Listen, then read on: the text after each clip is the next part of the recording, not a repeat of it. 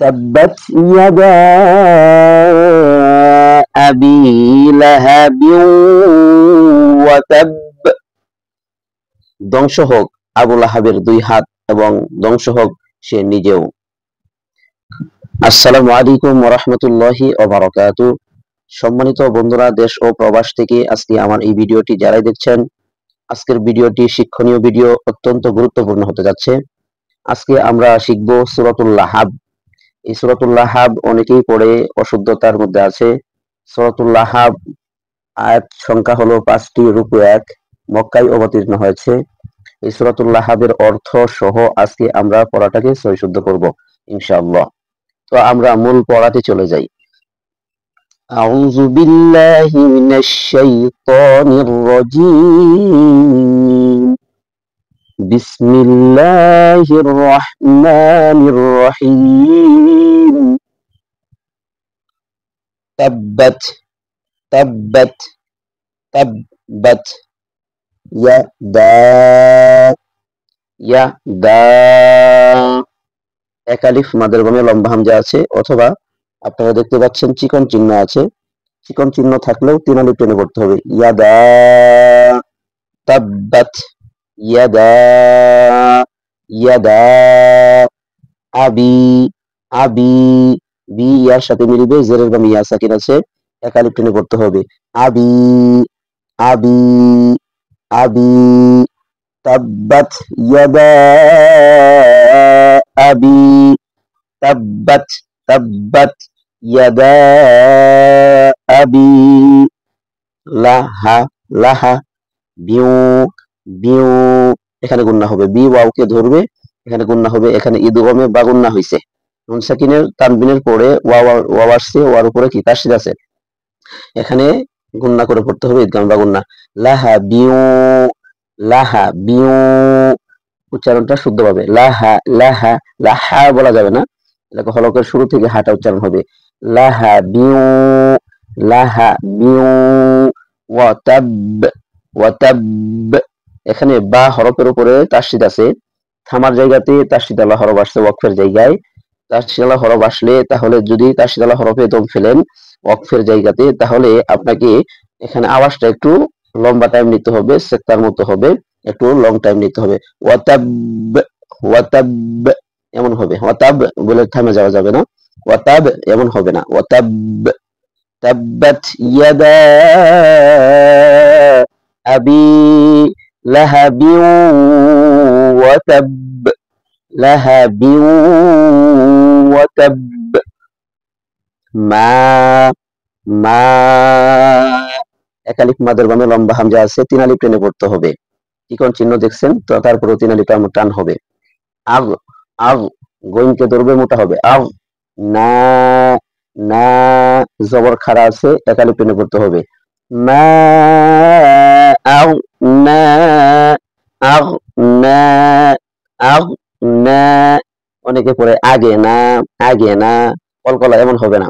মা আগ না। আনহু আন, আইন গলার মধ্যস্থান থেকে চাপ দিয়ে আনহু আনহু। মা জবরের বামে খালি আলিফ, এক আলিফ টেনে পড়তে হয়। মা লু হু। পেশ উল্টা আছে দেখেন, হা হরফের উপরে পেশ উল্টা থাকলে এক আলিফ টেনে পড়তে হয়, মাদ্দে আসলি।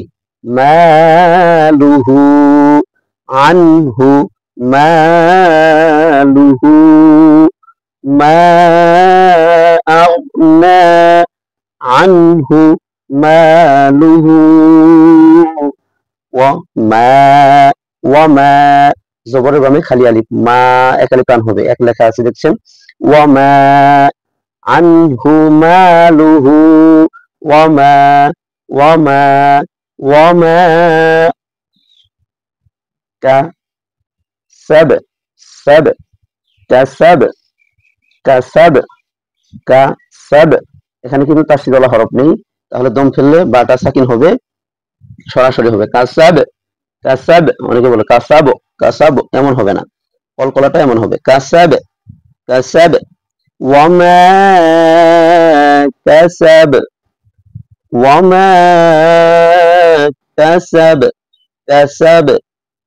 সা ইয়াস ইয়াস ইয়াস সদ কে ধরবে মোটা হবে ইয়াস ইয়াস ইয়াস এমন বলা যাবে না ইয়াস সায়াস লা জবর খারা আছে এক আলিফ টান করতে হবে লা লা সায়াস লা সায়াস লা সায়াস লা না জবর বামে খালি আলিফ থাকলে এক আলিফ টান হয় না রন রন রন রান বলা যাবে না অনেকে বলে রান না রান না রান না এটা ভুল না রং না রং রং না রং ইকফা গুন্না হবে বাংলা 19 দেওয়া আছে নুন সাকিনের পরে তানবিনের পরে জাল হরফ আসছে ইকফা গুন্না না রং না রং রাতা রাতা জবরের বামে খালি আলিফ কালিফ টানা রাতা রাতা না রং রাতা লা হা হাব হা বার সাথে মিলে যাবে লা হাব অথবা এখানে যদি দম না ফেলেন তাহলে অনেকেই পড়ে বিউ যদি ওয়াওকে ধরে দেন তাহলে এখানে ইদগম হবে গুন্না হবে বিউ এটাও করতে পারেন অথবা আপনারা এখানে দম ফেলতে পারেন লাহাব নারান ذات لهب لهب سيصلى نارا ذات لهب ওয়াম ইনকে ওয়াম র আ তু হু আছে কিন্তু দম ফেলার কারণে এখানে ত হরফ দেখছেন অক্ষে মতলাক এখানে দম ফেললে হাটা সাকিন হয়ে যাবে ওয়াম র আ তু তু যায় হাকে ধরবে ওয়াম র আ তু ওয়াম র আ তু তুহ বলা যাবে না হালকা সুরে ওয়াম র আ তু ওয়াম র আ তু ওয়াম র আ তু হাম্মা হাম্মা হাম ওয়াজিব গুন্না এখানে গুন্না হবে একালি পরিমাণ নাকের মধ্যে যাবে মা একালি প্রাণ হবে হাম্মা লা তাল লা তাল লা তাল হাতব হাতব তবাকে ধরবে হাতব কলকলা হবে হাম্মা